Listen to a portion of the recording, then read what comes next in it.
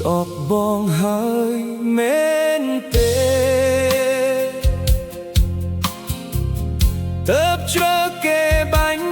ឈឺបងឬមួយក្នុងបែដងអូនលែងមានបងហើយទម្លាប់ក្បែរគ្នាពីមុន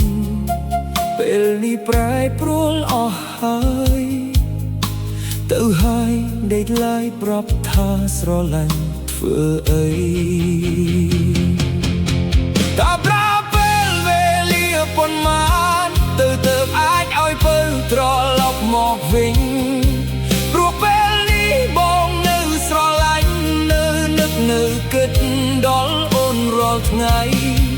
បើសិនថ្ងៃមួយពួកយើងជួបគ្នាវេលាកន្លងប្រែជាគ្មានន័យគ្មាននិស្ស័យឆ្លាក់ចាឈ្មោះស្រីជាប់ក្នុងបេះដូងបងឡើយសាយ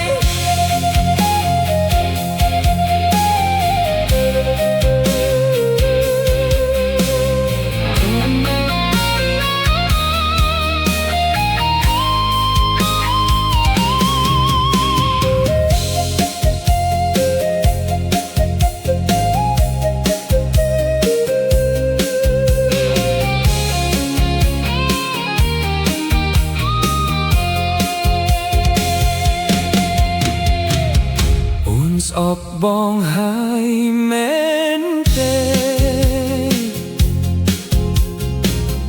ទើបជ្រើគេបាញ់ឈឺបង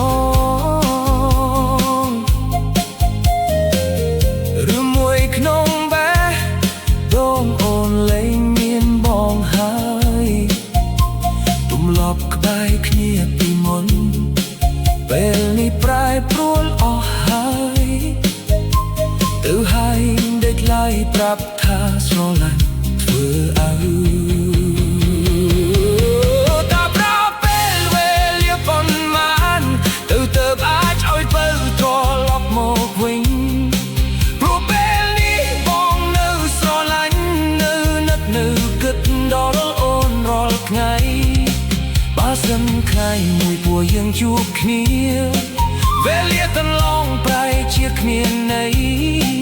គ្មាននិស្ស័យចាក់ចាឈ្មោះ